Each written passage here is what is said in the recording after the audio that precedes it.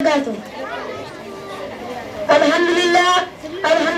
وکفا وسلام علی عبادہ الذین اصطفی اما بعد. پاسبان ملت اسلامیہ حضرات علماء اکرام، دانشوان ملک و ملت، قابل احترام ویدان وطن ملک عزیز کے عظیم سپوتو، آج میری تقریر کا عنوان ہے جنگ آزادی میں مسلمانوں کا کردار. سرفروشی کی تمنا اب ہمارے دل میں ہے، سرفروشی کی تمنا اب ہمارے دل میں ہے، دیکھنا زور کتنا باز و قاتل میں. حضرات گرامی، زندگی گزارنے اور جان دینے اور جان کو قربانی کرنے کا جو اعلیٰ نمونہ مسلمانوں کی تاریخ میں مل گیا وہ دوسری قوموں کی تاریخ میں نہیں ملتے.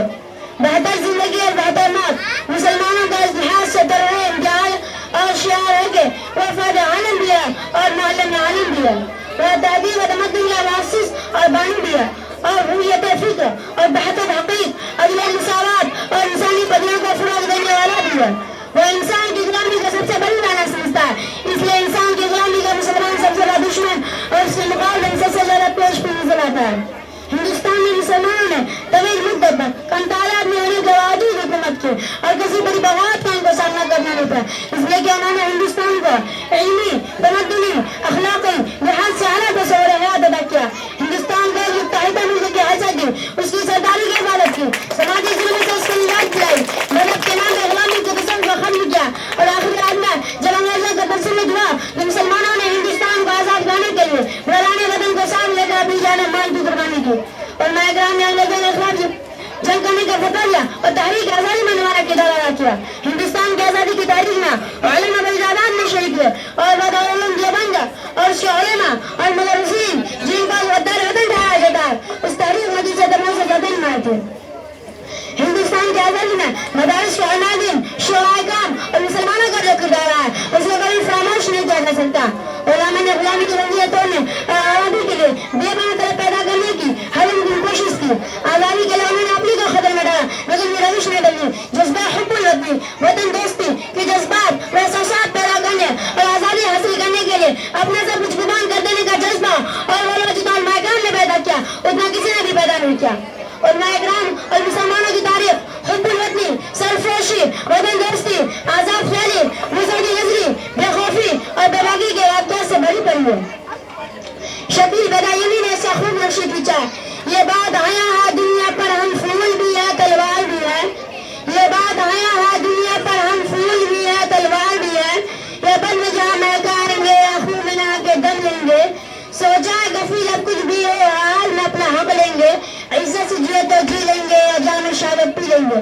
اسی طرح علامہ اقبال نے بھی ہندوستانی عوام کو الگا لے کہا تھا، جس کھیت سے دہقاں کو میسر نہ روزی، جس کھیت سے دہقاں کو میسر نہ روزی، اس کھیت کے الخوش گندم کو جلا دو، سلطانی جمہور کا آتاش بنانا جو نقش کو تم کو نظر مٹا دو.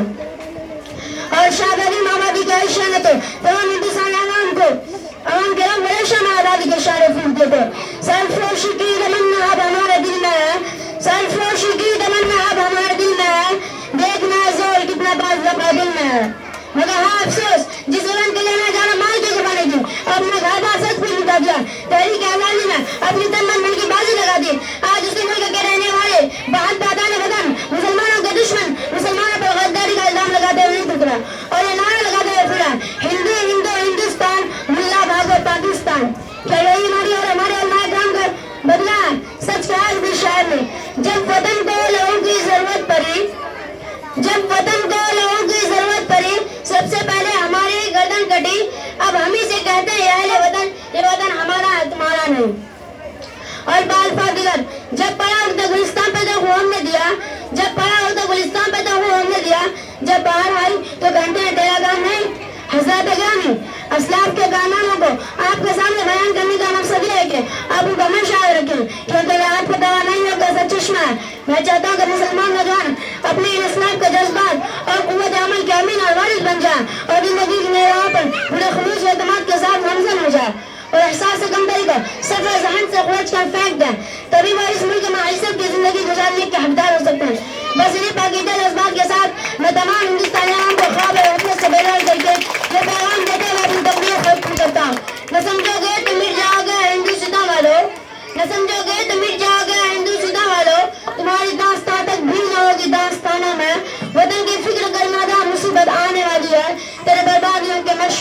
آسمان میں اللہ کی دعوت